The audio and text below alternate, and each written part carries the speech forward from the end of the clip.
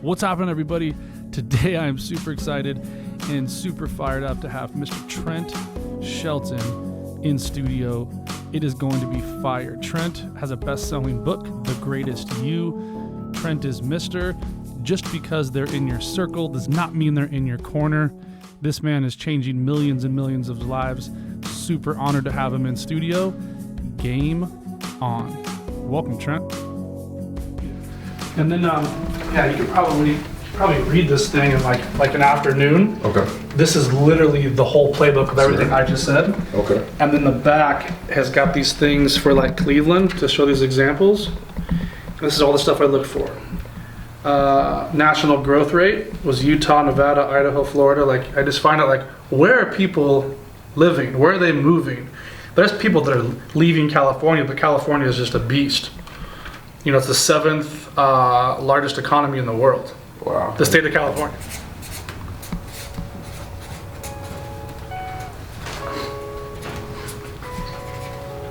Thanks, man. Appreciate it, brother. 100 doors, that's going to be you. Yeah, I'm going to dive into this for sure, man.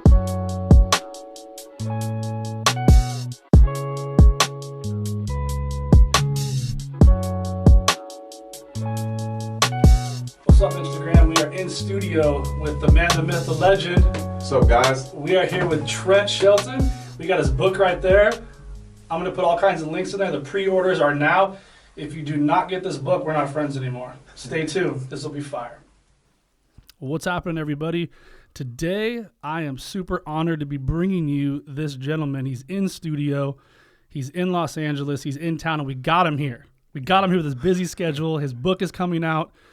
I'm super, super honored to introduce to you guys, if you don't know him, for the 3 people that don't know who he is. I got Trent Shelton in the house. What up, Andy, man? Thanks for having me here. It's great to be here, man. I've been watching you for the last few weeks, since you've been on my radar for the last few months, and I appreciate what you do, and thanks for having me here. No, thank you so much, man. And so there's a bunch of stuff that we just kind of covered off camera, but I was hyping him up. I'm just like, everybody needs to hear his message. There are certain things that I believe every human needs to hear. And there's a whole lot that we're going to cover here in this hour for this podcast, and I'm sure we're going to touch on it. But before we do that, where did you start? And then where did your life take a major pivot for the people who don't know your story? For sure. So, born in Arkansas, moved to New Orleans at, maybe a month old. So I grew up there, Kenner. And sports was my life. I had 2 older brothers. So, they put the ball in my hand as soon as I can start walking. Started playing football, or all sports, at about 6 years old. That lasted, played all sports as far as basketball, football. I guess it isn't all sports, but basketball, football, track, and baseball. And so I played that all the way up to high school. High school let go of baseball to focus on football. Outstanding athlete there. Got a chance to go to Baylor on a full athletic scholarship and did well there. And, that's kind of where my downfall started, Right after there, thought I was going to get drafted, didn't get drafted. And, signed as a free agent to Indianapolis. Nice. And that's where you were a wide receiver? Yep. Right? Yep. And then that was your first kind of taste of the big leagues. Yeah, for sure. Right? But that was also your first taste of like a punch in the mouth of like, I was supposed to go here and it didn't happen. Big time. It was the first time I felt like I didn't have control over my life. And, they just won the Super Bowl, so it was cool. You get to see Peyton and Marvin Harrison and Reggie Wayne at that time, guys I looked up to.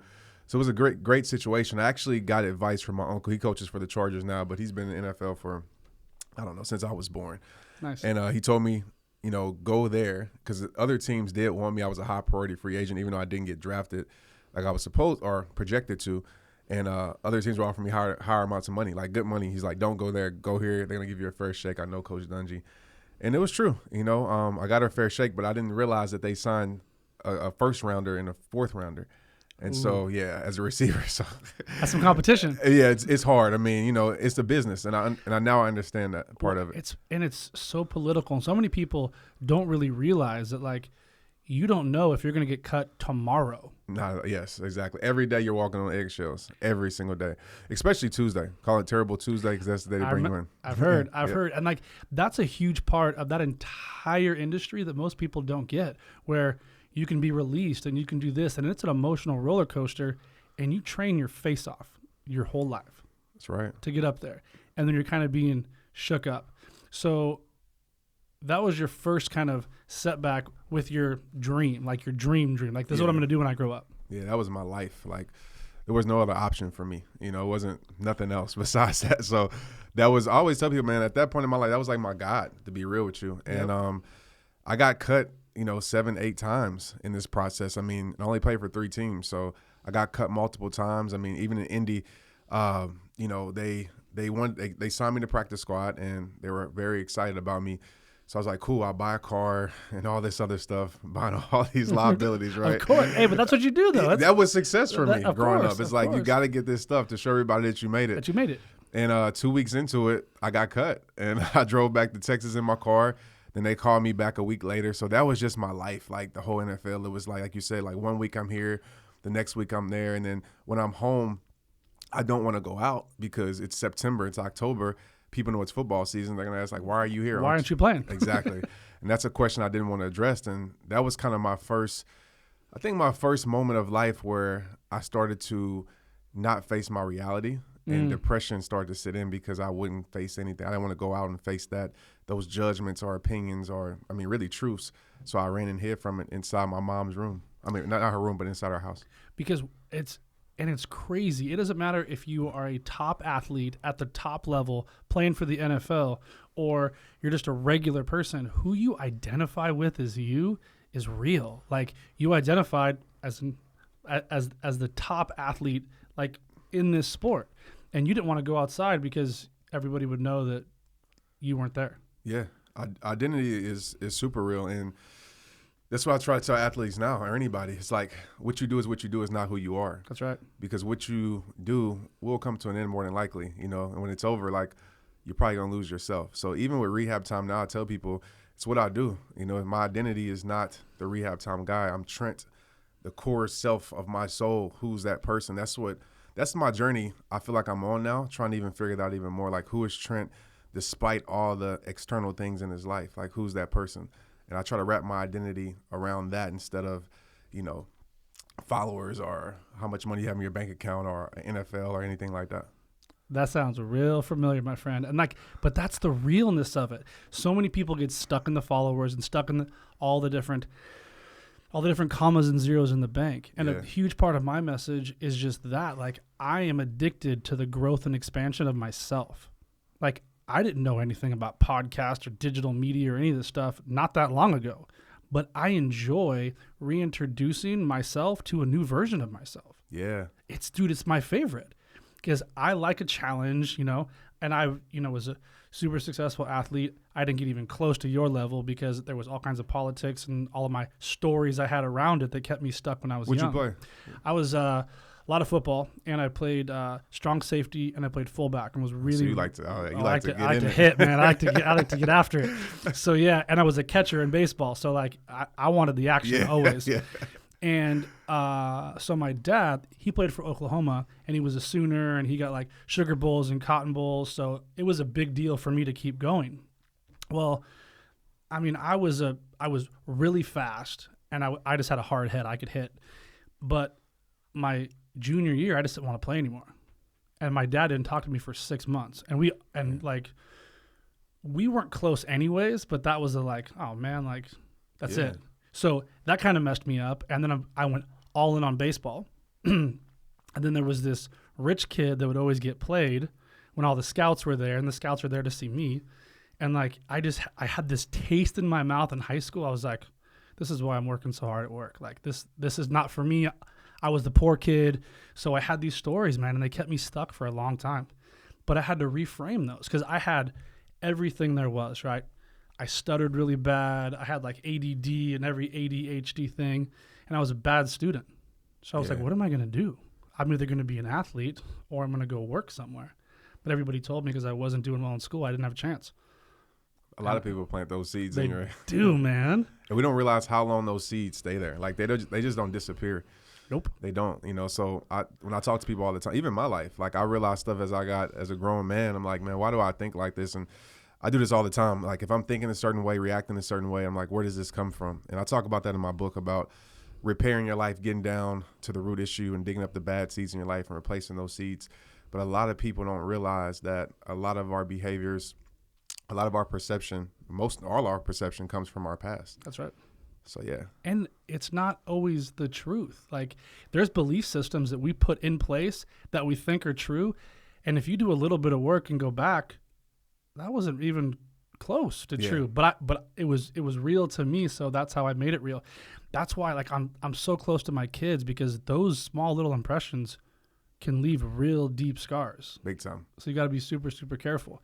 And man, I mean, there are so many parts about your journey that I absolutely just love and adore. And it's your level of being vulnerable. But at the same time, it's how you frame this perspective that I absolutely love.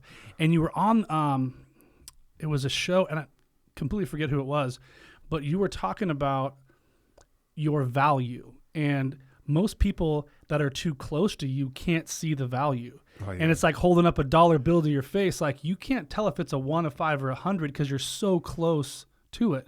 But then when you back up, dude, that hit me like a ton of bricks. Like I love my wife and we're super close, but there's been times where like she doesn't understand what I'm doing because she's too close. Yeah, I mean, people normalize you. Like you become normal to them. So it's like, I mean, even for my mom and my dad, like they support me to death, but they never got this whole rehab time because I'm just Trent to them, right? Which that's who I am naturally, but to the world, I'm somebody else. Or to my brothers, I'm just Trent. Or somebody went to high school, I was just Trent that went to high school with me. That's just Andy, I grew up with him. So people will normalize your gifts, and you have to make sure in that process that you don't allow that to happen. So the more familiar someone is with you, the more, right, they're not going to be able to see your greatness. That's why we can look at a celebrity because we don't know them and be like, oh, they're great. We don't see any of the imperfections. Like when somebody's close to you, they see the imperfections. They see the things that you might not do that, you preach all the time, right? I mean, we don't practice what we preach all the time. We try our best to, that's like right. Even myself, right? So that's the thing about it. So yeah, when somebody's too close to you, they're not going to see your greatness, or it takes a special person to be able to see your greatness inside of you that's close to you. And I've had those people in my life, even my mom, like, hey, you were born to do something that's bigger than football. And I didn't believe that. I was like, well, it's hard to see when you're in it, right? Yeah. It's almost impossible. And you're like, I need someone to basically shake it out of me. And so like even the story with your wife where, she always had your back and she had your back and she had your back when she saw something in you that you couldn't. Yeah, big time. Like those relationships I think are just like the most important because you learn so much about yourself through those experiences. And then you get to grow. Yeah. And then what you're doing is you're sharing. Like people miss that part. Like I love sharing all my losses and all my wins. I just want you to know, like, look, if I can do it, literally anybody can do it. It makes you relatable. I mean, and the reason I do that, for one, it's freedom in it. Like, when you're just being yourself and you open up to the world, like there's so much freedom in that. But growing up, I was talking about this the other day, like I would see pastors like growing up in the church and it just, they never talked about their struggle. And I'm just like, man, it's so perfect. And I was like, I can never be that. So I'm just going to keep living the life I'm living because I can never be like that. And so now when you have somebody who's living at a high level or doing something you admire and you realize, oh, they struggle with this, they have doubts. Oh, Trent has insecurities. Yeah, I question my worth at times, Of course. And so now it's like, oh, okay, I can do it too. I'm not different because I'm not perfect all the time. And so I think it just makes you super relatable, and that transparency, as I always say, will lead to someone else's transformation. Dude, and I love that. Your transparency will lead to somebody else's transformation. Yeah. And it's leading by example, right? Exactly. It's look, and it's scary. It's always scary. Yeah. There's always fear around it. But my push, I'm a very spiritual person, and my push is way stronger than my fears. But that took a while. I mean, I'm 42 now, and I just started this whole journey because I have a lot to say.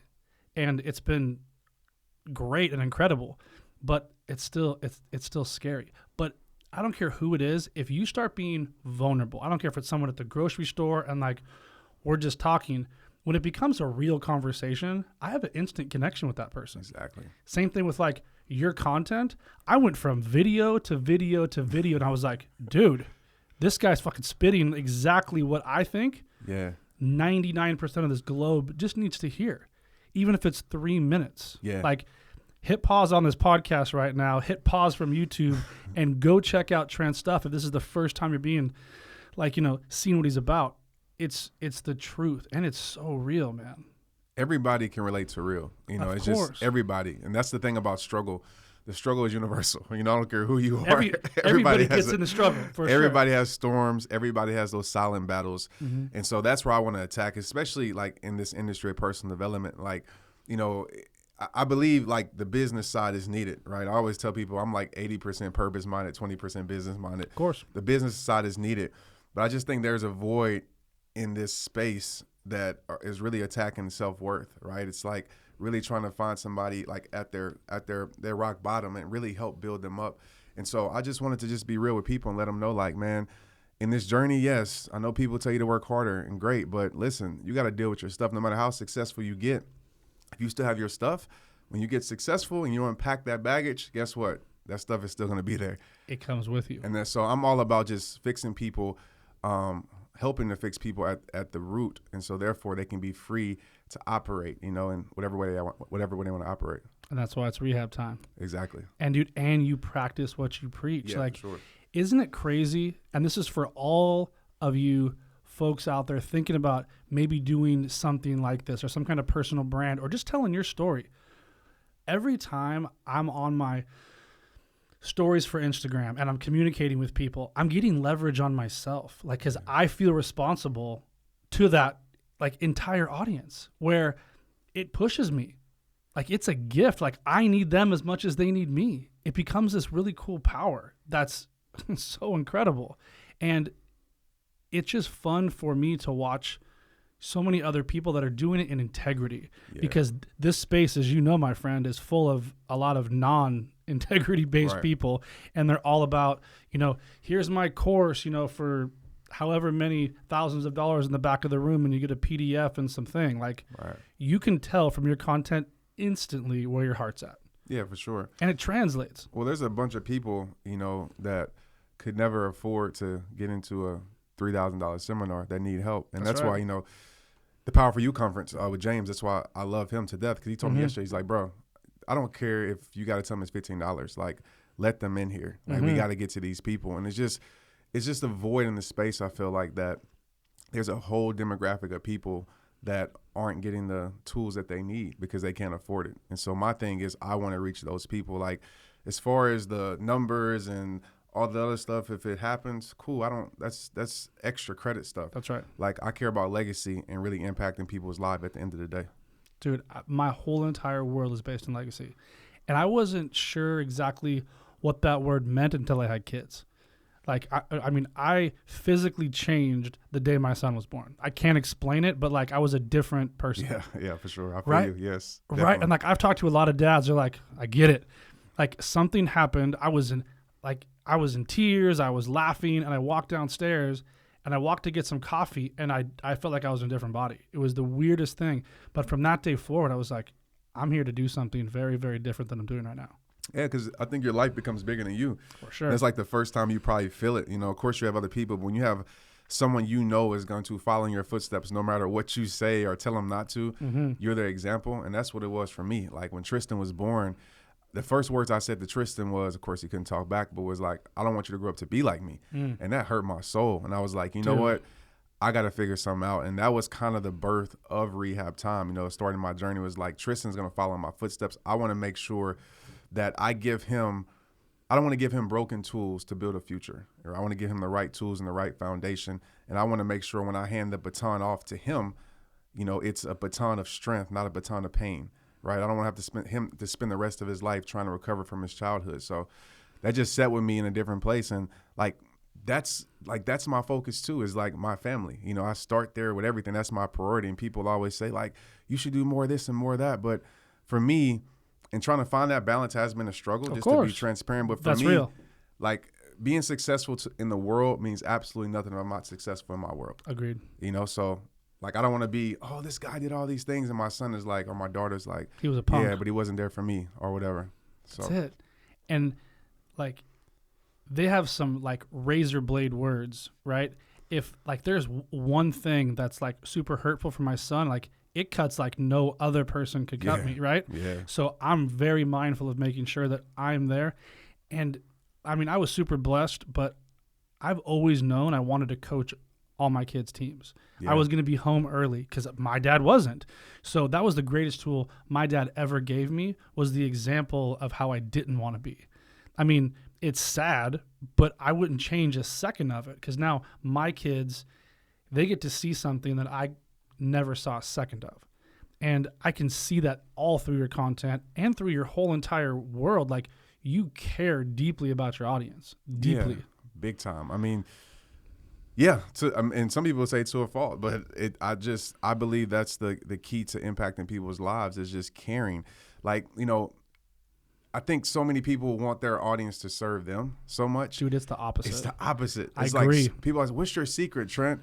And it's funny because I'll tell people in this space, like, what's my secret, the hack? And I'll literally tell them, like, this is what I do. And it's like, That's it? that's it. And, Yeah. You reply to every DM. Yeah. You reply to every comment. Yes. You actually like take long phone calls that make zero financial sense in your busy Exactly. day. Yeah, man. Like, nothing makes me happier. Like, I get filled with joy. I would much rather have somebody call me and say, you changed my life, than them writing me some $30,000 check to mentor them for 2 months. Exactly. It's just different, because I'm trying to do this forever. Like, I want to do this as long as I'm on this planet. I want there to be 1 million people at my funeral.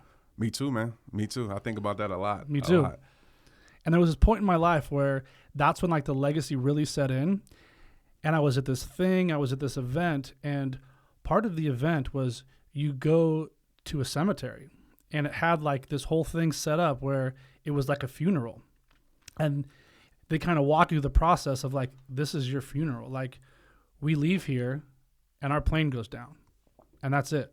So you guys need to go break off and write 2 letters, one to your wife and one to your kids, that you're gone. Wow. Dude, it floored me. And like, I'll never forget that day. I could barely even get through it. I got so into that letter to my kids. Dude, like, it was just a drenched piece of paper. But that was the day, and I was like, because there was all these headstones. Like, I was in this, like the spot in the space. And I felt God like I'd never felt in my life. And I was like, all right, here we go. That's super ironic, because I was just talking about this on a podcast the other day, and I was like, man, y'all probably think I'm crazy. But after my best friend, one of my best friends committed suicide, right? That's right.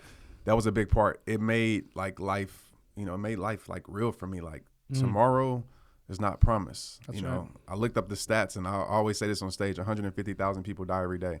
I was like, that's a lot of people. And so immediately what I did was, probably like that next few weeks, me and my homeboy, we went to the cemetery because I wanted to go there, because I'm like, we're going to be here one day. And we either can be here with a fulfilled life or unfulfilled life. And we start looking around at the tombstones, and it's like, you realize death has no preference. No age, name, none of nothing. that. I'm like, wow, like, I want to make sure when I'm here, I lived a fulfilled life, and I left something that mattered in this world. And like, that woke me up, and that really got me going with rehab time. Isn't that crazy how like there's a certain time in your life when I get these downloads of just like information of like, here's where you need to go. You don't have the tools yet, but don't worry, just keep going. Yeah. Like, it's so powerful to me. There's this poem called The Dash, and it talks about that, because it's like the dash is the day you were born, and then Yeah. it was super. It's like the same thing. It's very, very powerful. Like, what are you going to do with your dash? That's that every day you get to live. So, dude, I love that stuff. And I don't know, like, we all have the same 24 hours. We all have these choices. Like, life is full of millions and millions of choices. I am where I'm at today in life in general, across all categories, because of the millions and millions of choices that I've made. Yeah. Not all of them are the right choices, but they're mine. And I loved your backstory and kind of where all these things turned. And then, but it's this forever journey. Yeah. Like, it's yeah. You're going to be doing this forever.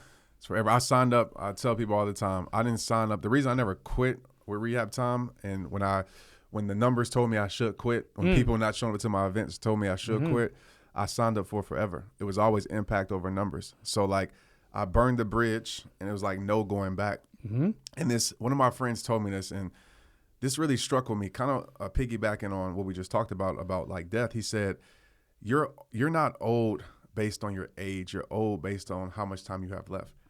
So he said, you could be 24 and be super old because 25 is when you're out. That's it. It's a wrap. And I was like, whoa. It blew my mind and changed my whole perspective. And we don't know. Exactly. Like, what are you going to do with your time? Like, you don't know. And it's crazy because it was the same thing with me. I was all in. And I was all in forever. My wife didn't really believe me because I get into stuff all the time. I have first gear and sixth gear. Yeah. So I'm always like, okay, I'm all in. She's like, this is a phase. He's going to do this thing for a little bit. But then I didn't stop.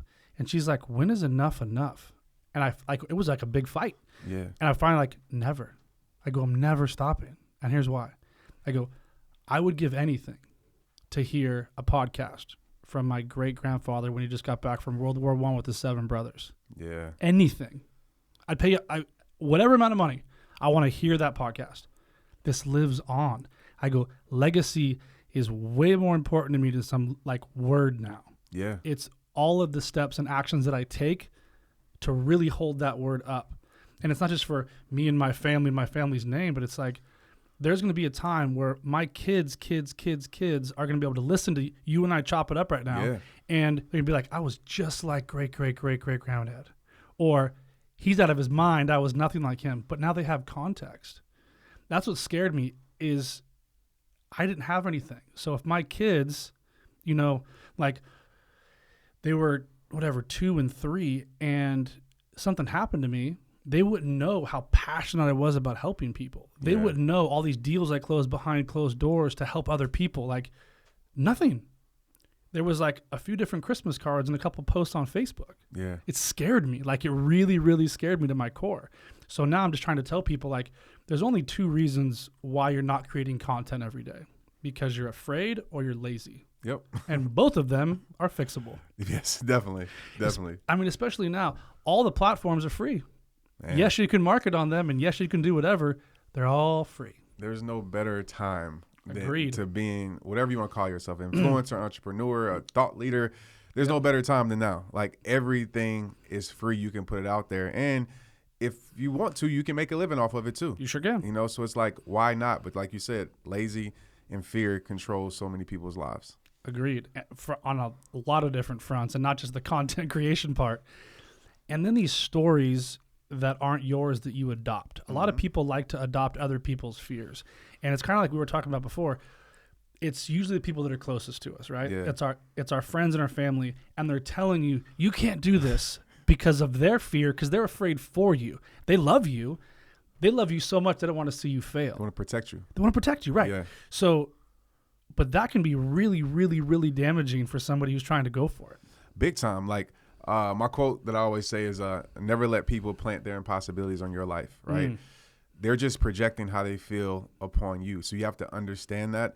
And so we'll put this in context for me. So of course, when I was growing up and I said I want to go to NFL, of course you got the same spiel about, less than 1% of people make it. You need to focus on school. Everybody told you that, your friends laughed. Mm-hmm. And so that always kind of stuck with me, but I had enough faith to keep pushing through it. And as I became a speaker, it's I don't know if you got too much of my story, but I'm an introverted person by nature. So it's what are you going to speak about? Your past is too bad. Nobody's going to pay attention. You don't look like a speaker, all of those things. Sure. And so when I evaluate, I said, well, is that true? And I was like, no. And then I started thinking everybody who told me what I couldn't be, there wasn't it. Mm-hmm. Right? So everybody told me I couldn't make it to the NFL. They never made it to the NFL. That's right. Everybody told me I couldn't be a speaker. They wasn't a speaker. So my advice to people is don't take advice from people who are not successful at what you're trying to be successful at. Agreed. So evaluate where it's coming from. 100%. And that's the biggest thing that so many people miss. It's there's people that are exactly where I want to go, right? Over here. If they have something to say, I'm going to listen. Exactly. And 9 times out of 10, they're going to swing down here, mentor me, help me, because that's the kind of person they are. I do the same thing this way going back now. Everybody else is trying to break you. That's right. Right? They're all just trying to break you. And I'm a huge believer it's like tested. God's going to test you over and over and over again. As soon as you go all in, that's when the biggest tests usually come. Like, oh, you said you're going to go all in? All right, we'll see. Yeah. We'll see. You know what I mean? And then what? You just stop? For what? So they can be right? Yeah. Dude, that kind of stuff eats me alive. I'm like, look, I'm not going to do it. I'm not going to adopt any of that because I'm truly only concerned about how did I show up today versus how did I show up yesterday. Right. Like I'm a big believer in it's me versus me. And was I a good person? And could I look myself in the face and say, I gave it everything I could today and I did it with integrity? Yeah. I even think, when you talk about that with people, like you got to think about this. For one, it's your vision. Like God gave you the vision. Like if God wanted everybody to have the vision, they would have gave them the vision. So people aren't going to see your vision. Like get that through your head. And it's crazy because I know the ones that are closest to us sometimes support us the least, but at the same time, like you can't expect them to see it or to fully believe in it because, like I said, it wasn't given to them. So sometimes it takes you making it happen for them to see it. So if you're in this position, like don't get down or upset because the people closest to you don't support you. And so it's your business. Do more strangers support your business than people that you know? Right. And even if everybody you knew supported your business, it might make it semi-successful, but to make a successful business or whatever you want to do following, it's going to be made up of strangers. Mm-hmm. So I know you want their support, the people closest to you, but you don't need their support. And once you realize that, you can move forward. That was a huge shift for me. And I was stuck in that. I don't know how I got in there, but I got to this like weird place of just being like a victim to my wife. It was weird. I'm like, if she would just support me, I would be here. Not true. Right. But I was just making up these stories. So if something did happen, I had something to fall back on and blame something that had nothing to do with her. So, and as humans, we do that a lot. We love to overcomplicate stuff. So when it doesn't work, we have an excuse. Yeah, exactly. Like it's just us. So I was stuck in this place and I was just like, and then it was crazy. I was in a super deep meditation and I was just talking to God. They were just like, what if you didn't care? Yeah. And I was just like, it's really that simple. Like, what if you didn't care? Like, what if you didn't care if she supported you or not? Then what? That was the truth. Like I was making up stories that I thought were the truth, that I was perceiving as true for me. Right. But it wasn't the actual truth. The actual truth is, why does that matter? Yeah. And it's the same with anybody in your life. And I love how you talk about how to do a massive audit on your circle. Oh, yeah. Because that stuff is real. Like there are some things, there's a whole lot of memes out there. Some of them kind of work. That one is so legit, it's crazy. Like you are definitely a product of your environment. And you talk about that a lot because it's very, very true. Yeah, I mean, I could talk about circling friends for I know you can. For 10 hours, right? It's like that's probably why people follow me most. But yeah, you got to like look at your environment. Your environment is everything. I always use an analogy. If you took a beautiful rose and that rose had all the potential to blossom into something greater, right?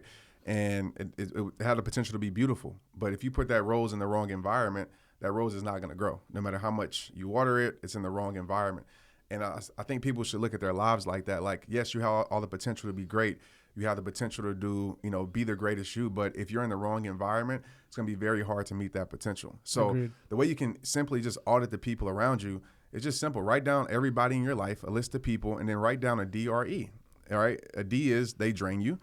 And if it's a CD consistently drain you, I would definitely probably remove them.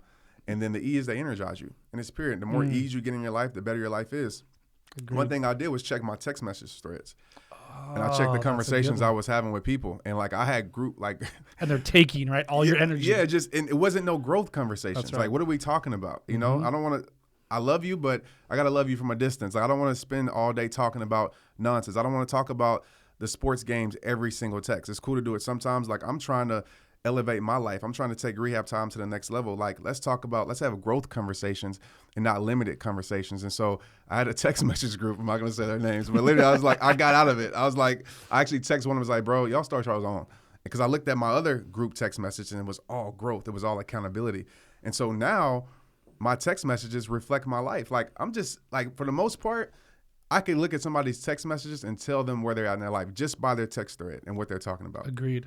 Isn't that crazy? Like, it's your thread and it's your home screen, right? I can usually tell them, like, oh, you got all kinds of stuff on here. Yeah. You're distracted. Exactly. Right? So it's such an easy fix. Easy. I mean, like, there are some people that it is extremely hard to kind of get them, like, removed from your life. Yeah. But I love how you say, like, you don't have to cut them out and never talk to them. You can just love them from a distance. Yeah. And, like, they don't, it's always hard to frame, but they don't know how much damage they're doing. They're just renting space in your head basically for free. Exactly. And so if you can get those people around you, and I can tell instantly when someone's adding to my life or taking, I'm like, man, I'm exhausted. Like, that was a crazy lunch. And then, or it's the opposite, and I leave with, I'm inspired. I'm taking notes in the car. Like, I'm fired up. More of that. Big time. That's the only way to grow. And you hit the nail on the head with that. Like, it doesn't make, and I want to be clear, like, it doesn't make them a bad person. At all. They're just not right for you in the season that you're in your life. And it's okay. Like, love them from a distance. And just even have a conversation with them. Tell them, hey, like, where I'm trying to go, like, you might not be trying to go there. It's cool. I understand it. But listen, if I distance myself a little bit, this is what I have to do. And what's ironic in that, I had to do that with my friends. Like, when I was like 26, and I was like, hey, I'm not doing my entertainment company no more. I'm not throwing parties. I'm not living this lifestyle no more. I'm leaving it alone. Y'all can have it. Do what you want to do. And they was like, what you going to do? And you're going to speak? All that stuff. We ain't changing. We living this lifestyle. Cool. Do it. So I separated myself. And now to fast forward, a lot of those same friends are now have their life changed. So sometimes it's for you to step out and be the change to help change their life. They might not get it at first, but they'll thank you later. And it's the light. Yeah. Like you are the example. Like, I had most of my friends stop following me when I started this. And I was posting stuff like, I mean, it was all positive and trying to help people and be like, Andy's lost his mind. And my family was the same way. I was a real estate investor, right? Like, no one knew my story. I knew my story because it was mine, but I had a lot of people that just stopped. Right. And then now it's the opposite. Half of them actually want to come work for me. They're like, we love this. Exactly. But, like, you get to lead by example and you get to be the light. Like, I'm just a messenger. Like, I don't do anything special. I just listen and I try to do the best I can every single day. And if every time when I'm of service, I'm the happiest. It takes all the ego away. It takes all the BS. And when I'm just of service, it just fills me up. It shows, I think, even subconsciously, that you have value and you feel that. Like, when you give, like, when people say I'm depressed or I have no value, I was like, that's a lie. I was like, go outside right now, go find a stranger, go give a homeless man $1, or go tell someone they're beautiful, whatever, and watch how you light them up. So if you didn't have these things inside of you, you wouldn't be able to give happiness or give joy to someone else. And so by serving, you're showing yourself that I have something valuable to give. And I think that builds up your confidence. Dude, 100%. And it's those things. It's funny you mentioned the big D word of depression. A lot of people get stuck in, especially in this country, depression, crazy anxiety. Yeah. Some of the first things they actually tell you to do is exactly what you just said. Go outside and walk around the block. Yeah. Just get some sunlight on your face. I mean, we're very simple creatures. We like to complicate it to hell, but we don't need to. We have simple things. All of us want to be loved. We have some basic needs.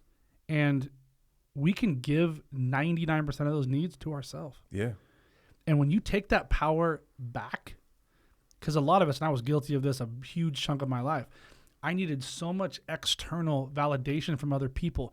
Big circle of friends. Oh, he's the mayor. Everybody knew me. High fives. And like, but that didn't fill me up. Because you still had to deal with yourself. I still had myself. At the end of the day, the end of the night, when it was just me and my thoughts, that's right. Unhappy.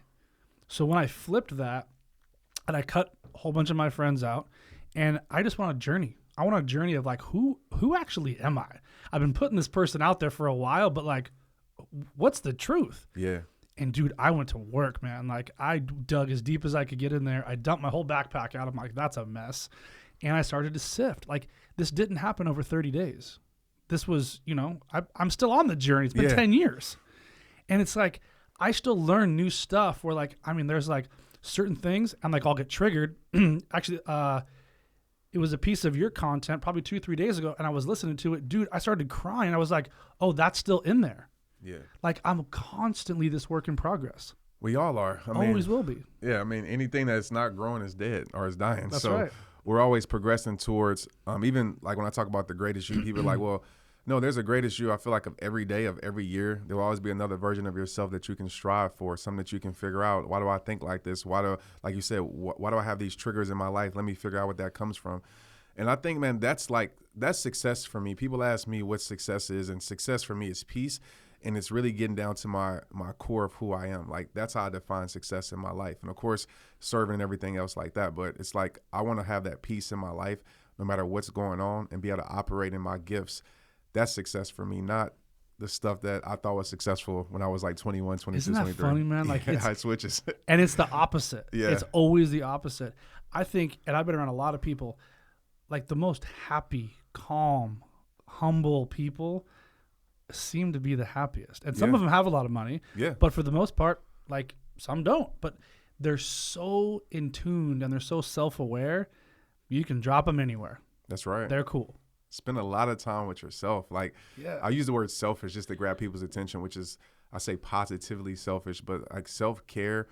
I start my day before 12 p.m. is all about me. You know, of course, I take my son to school and I do those things, but my wife knows that it's all about me. At first, she kind of didn't understand that part because I would make sure, and I could talk about this, my 4A process that I go through, because how you start your day will influence your day. 100%. I'm So a I said, huge proponent of that. Yeah, so I'm like give me this time, because I can promise you I'm going to show up a better man, a better version, a better husband, a better father when I come home, you know, because I'm taking care of self. So I push everybody, my team, my wife, my kids, like, go do something quote unquote selfish. Go take care of yourself, because I don't want you to be a frustrated version of you when you come back here. Like, I want you to be your best you.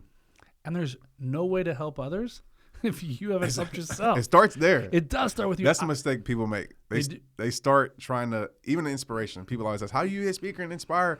And I made a video about that, because I put out how I got 1 million followers, so I knew people would watch it. And I'm like, literally, like, it starts with you. Like, stop trying to motivate the world. You haven't motivated yourself. Like, inspire yourself first, because when you create that belief, it becomes contagious, because you're confident, because you're living it, you're doing it. Like, I can't be confident about the things that I think sound cool or I read in a book, but I didn't apply to my life. I'm comfortable in any situation talking about my life because I'm actually living it. So inspire yourself first. Start there, and stop trying to, you know, have a bio on Instagram of success when you're not living it. You know what I'm saying? Like, go live it, and then everything else will take care of itself. I could not agree with you more, especially, and you hit the nail on the head, Instagram. You know, people, CEO of this and that. Yeah. Like, come on, man. Like, be the CEO of yourself and really understand what that feels like to be the last line of defense for yourself. Because I take wild accountability of myself. Yeah. And I was the same way. I have to get up really early because my kids get up early.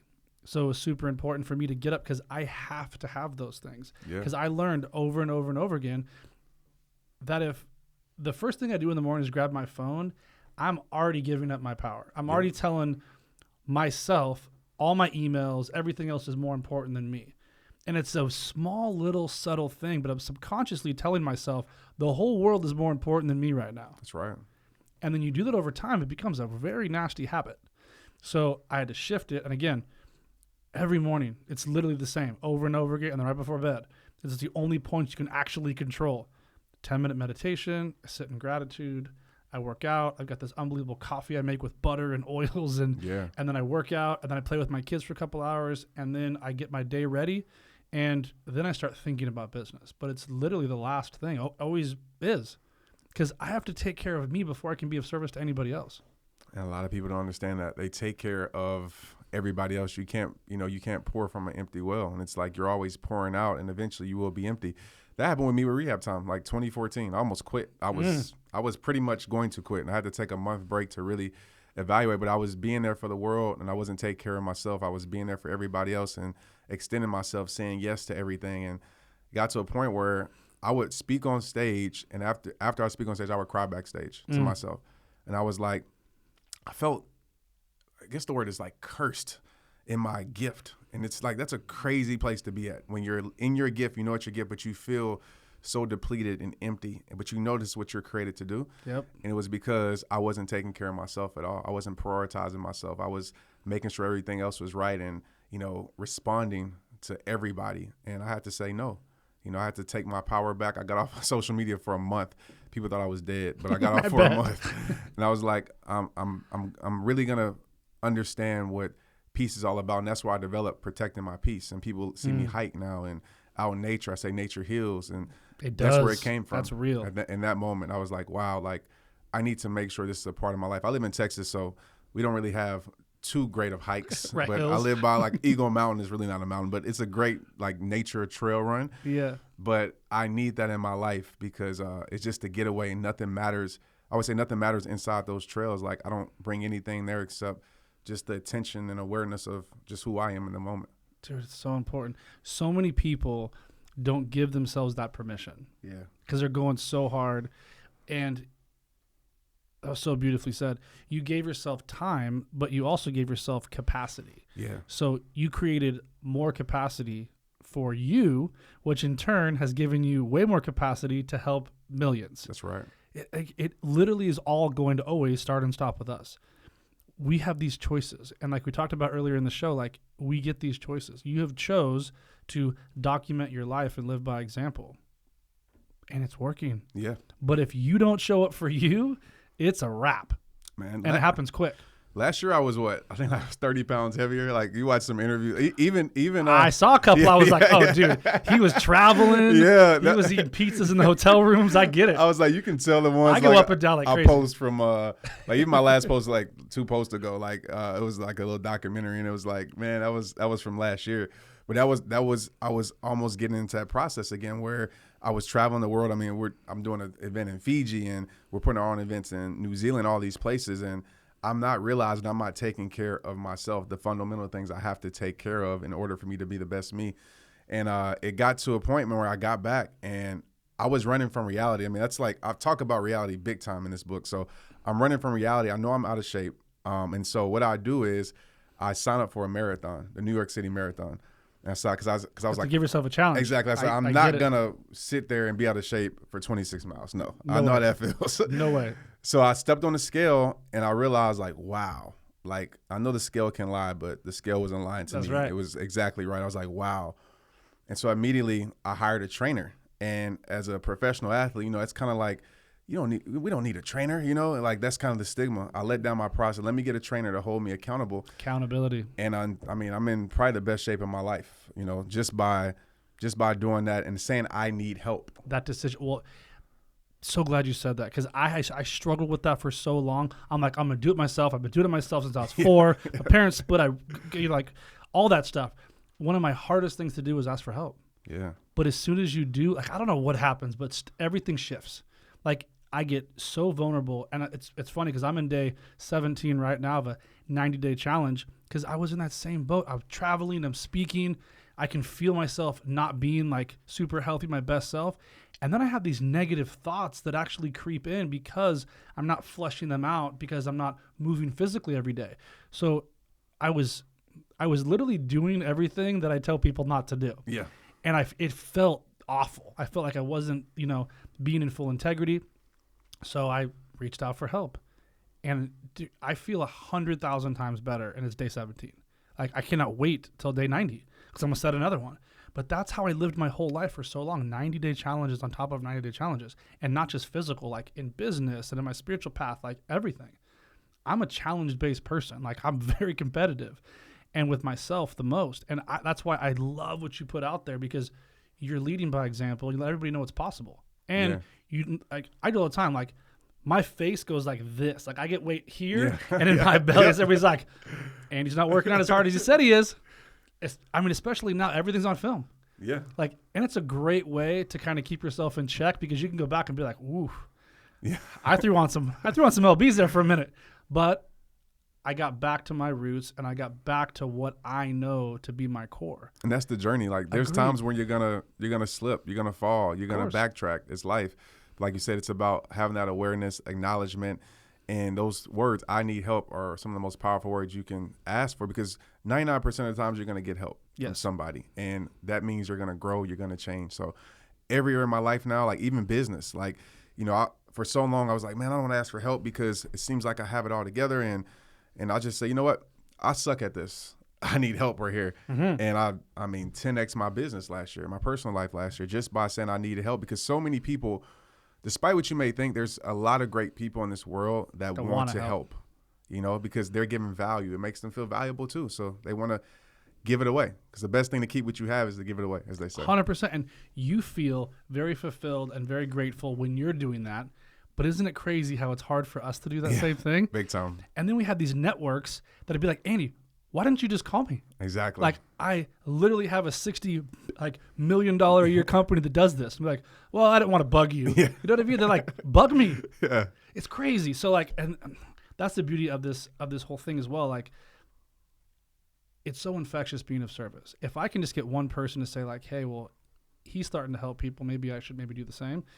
I just love it. This world needs it. Well, that's how you turn your pain into your power too.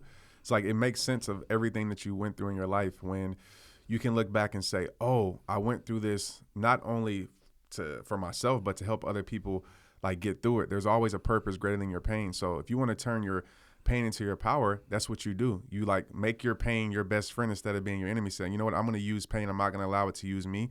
And I wouldn't be doing rehab time. I'm sure you wouldn't be doing what you're doing if it wasn't for the stuff that you went through. So even now, with my perspective, I'm even telling myself, even when it sucks and it's painful, I'm like, this is power, because this is going to help me somewhere, some form. And I'm not telling you to go put yourself in painful moments on situation on purpose, but you can say, you know what, later on in life, whether it's for me, it's a lesson for my children, it's a lesson for other people, it's going to make me stronger, because the foundation for strength is pain. Like, you can't get stronger without going through it. And you have to. Yeah. And every single time where I was like, I mean, in the dark, in like a fetal position, in tears, just like broken. Not that long after that spot, really good shit happened. That's right. And it's that constant faith of like, it's crappy now, but it's never going to be crappy forever. That's right. And it's never going to be great forever. And if you can't flow through those cycles, you get yourself in a big, long, nasty years of being a victim when you don't have to. Just ride the roller coaster, man. That's it. A roller coaster that went straight would be boring, right? It's so boring. And that's the thing. And it's hard because there's all these things that happen to like the world and us and our families. And you're like, how can this help me? How could this serve me? But it's that perspective. Like, I mean, there's been some horrible tragedies in people's lives. And it's like, how is that, like, how's that happening for me? You know what I mean? And it's just, it's always hard to explain, but I appreciate life on a very deep level because of all those ups and downs. And it's important. Like, I think, you know, the quality of your questions determine the quality of your life. You know, when you start asking yourself different questions, like you said, like, how is this helping me? Instead of like, why is this happening to me? You know, you go from that even small shift, you change from your perspective being your prison to your power. And most people live in that prison perspective, like, why is this happening to me? And I'm like, why not you? You know, why not?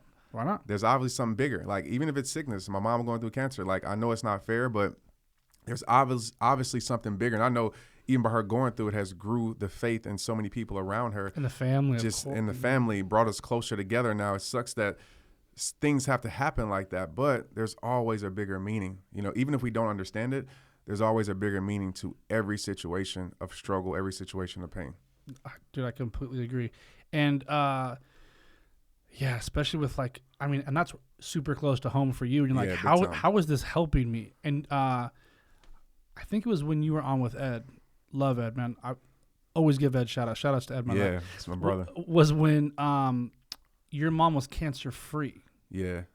And then like, it was like a week or two later, she got diagnosed with brain cancer. You're like, really? Yeah, it was tough, man, because you know how it is when you're like the guy, you know, for everybody, right? To fix everything. It fix everything. And you can't like fix the things right next to you. You know, it gets kind of like, man, like gets kind of frustrating. So yeah, her mother my grandmother had passed away a year prior. And I think a lot of that stress had some things to do with it. Sure. And she ended up feeling not good, and she went to the doctor, and she ended up having stage 4 cancer, right? Breast and liver. And so they gave her 6 to 9 months to live if she didn't do anything, which scared her, and then obviously us too.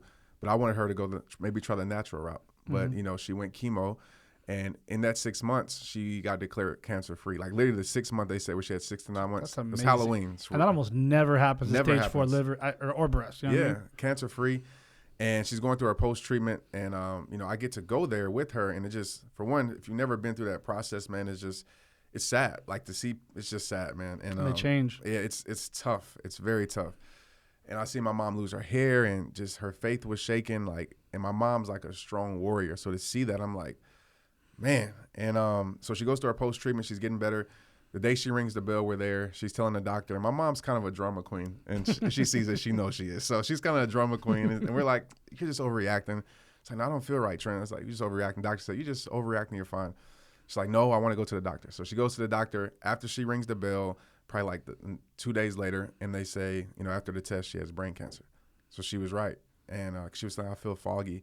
And so she's battling with that right now. Currently, she's progressing, but it's tough. It's tough to see your mom go through that, and especially like when you feel like you're the strong one. It's like, man, I don't wish to go through that in my life, but it's like if anybody, like, let me take it. Give it to me. I can do the right stuff. Mm-hmm. I'll go through the process, but it's hard. It's tough for sure. Dude, it is. And like, it's those things that really test us to our core. Yeah. You know what I mean? Like, really test your faith.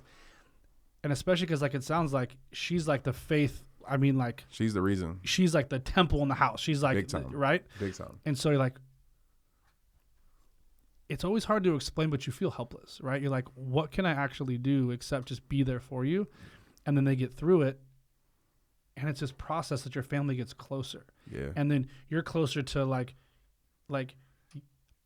your chosen family. And then it's just this unbelievable trickle down effect. And now her story and her legacy lives on through you. That's and right. Your story and your kids. There's a gentleman that we had on here. His name is Ben, and Ben Newman. He works with a whole lot of athletes and football players, and he's like an incredible guy. Well, his mom actually, she passed away from cancer, and she left this journal. Like, she was so positive the whole time. Well, that journal of her in that hospital bed has literally, like, that's the blueprint for his whole life. Wow. And now he's giving that back, and like, it's just like that memory lives on, and it's hard to see that when you're in it, but it's like she's changing thousands of people's lives from her journal. Yeah, that's amazing. That's amazing. And it's just crazy. So you had this thing called the 3 R's. I have a lot of initial things, but yeah. I know. Yeah, for sure. 3 R's, yeah. Okay. Walk them through kind of why that one's a little more special or not. And then like what's the one where if there's one thing that you can leave with, like, you have to get your head around this? Okay, yeah. So the 3 R's is my rehab process. And so rehab time, or rehab, people don't know, it stands for renewing every heart and body. The reason I called it rehab time was because just as an athlete, I knew the process of rehab. Like, you're hurt, you go to the trainer, and the process sucks. But if you do it right, you'll be stronger, when you come back. So rehab is just putting a strength into a weakness. So that's what that means, mind, body, and soul. So the 3 R's, the first one is reality. And I like to define reality by saying you will never win your war by running from your battles. Mm-hmm. So there's something that you have to face, right? There's a door you have to walk through or break through to get to your other side. But if you'll never come to that door or never try to walk through that door, then you're never going to get to the other side, right? So face your reality, whatever that is for you. The second R is release. In release, I like to say this. There's bridges in your life that need to be burned because there's certain things and people you can't afford to go back to. So right. I go against the grain. People say don't burn bridges. Yes, you shouldn't burn a lot of bridges in your life, but there's certain bridges some got to go that have to be burned. Light them on fire. That's right. And then the third R is repair. And repair is just digging up the bad seeds. Repair is getting down to the root issues, because if you don't get down to your root issues, the problem will find its way back to the surface. It's like weeds, right? You cut weeds at the surface level, they grow right back. So where did that thing come from? Where did that mindset come from? Was it your teacher? Like, my teacher told me, you're going to fail at football. So every time I got that taste of failure, her mind popped up. It's like, you're going to fail at football. And that failure seed was planted in my life. I had to go back there, dig it up, replace a new seed in my life. And so that's the process. And I walk people through that. And that's not a one-time process. I feel like that's like almost an everyday thing. Every day. It's like a reevaluation too. Yeah. No, it's great. Dude, I love that. And so there's a bunch of them that you have. Yeah. Which one like really stands out? Where you're like, just get your head around this. Like my process-wise? Mm-hmm. That's tough. Man, I would have to say definitely that art process for sure. Mm-hmm. Get the book and it'll walk you through that. But one thing that's been sticking with a lot of people that I didn't realize it is my 4 A's. And it's something that we probably all do, we've done, but we're not aware of it. So it's how I start my morning off. And I'll be completely transparent. I don't do this every day. And when the days I don't do it, I feel it. You can tell. No, Exactly. I agree. So I try to do it as much as I can. The first A is appreciation. Obviously, wake up in gratitude. It's hard to feel a negative emotion when you have a positive emotion taking place. So That's right. Wake up in gratitude. Find something to be thankful for, even if it's just your heartbeat because you woke up. The second A is affection. I like to say a hug a day keeps depression away. I like that. And you can actually, there's research on hugs. Like that's it's powerful. good. It's good for your brain, everything. So I like to give affection to my daughter or my wife or my son. You know, if you have nobody you can hug, you can tell somebody something great, kind of brings that same feeling, the same energy. The third A is accomplishment. So start your day off with a win. Period. Like a small win. For me, sometimes it's just washing the dishes. It's making up the bed. It doesn't people matter. say. Yeah. For a while, I had dunking on a basketball goal. It was I put it down at 7 foot because, you know, I'm 20 something and I can't dunk at 10, like not warmed up. But you know how it feels to dunk at basketball, right? It's like powerful. Like you feel on top of the world. So that was my powerful move in the morning, and I just would feel great doing it. And That's smart. yeah, it's something just simple. And then the fourth A is activity. Activity is simply working out, movement, right? If you want to get over a depressed state or a stressed state, movement is the best way to do that. Agreed. Create movement in your life. And so the 4A process is really what I call protecting my peace. And so that's what I do, try to do it every single morning. And if you apply this to your life, I can 99% guarantee you that you will start your day off the right. Does that mean that you're going to be immune to stress? No, but when the stress hits you now, you're better prepared for You have it. space to absorb it. Exactly. Like you said, most people, I'm guilty of it sometimes, roll over, grab the phone. Now I'm responding to life. Most people that live I'm not going to say a high level life, but an average life, they're responders. They're responding to life, responding to people, responding to their phone. The people that I know live at a high level, and I'm not just talking about financially, I'm talking about high level dads, moms, whoever, they live a very intentional life. That's right. Right? They lead life. They don't allow life to lead them. And so when you can take control over your life in that aspect, and that's something that you can do. That's where all the freedom is. That's something that you can do. Like you can control that. Like we think about change, and most people think about all the things they can't control.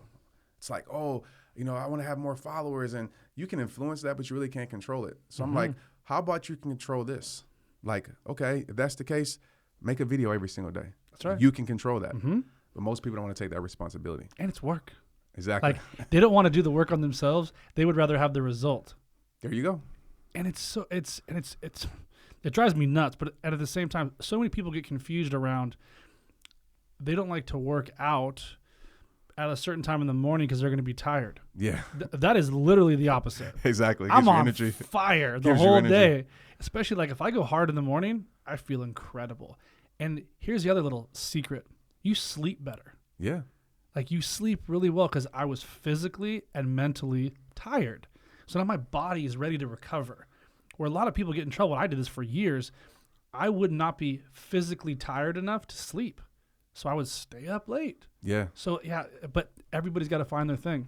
And all those that protect your peace, you know, Jim Quick, Oh yeah. yeah, the brain coach. And Jim, he talks about just, you know, the chemicals released in your brain. And, you know, I would, listeners that are listening to this, like oxytocin, serotonin, you know, dopamine, endorphins, like all those 4 A's releases one of those chemicals in your brain, literally. And Naturally. it helps. Exactly. And you can control it. Yep. Just like Trent said, like you have the power to shift your body physically, chemically, spiritually, and emotionally, but we want to look for somebody else to do it. Exactly.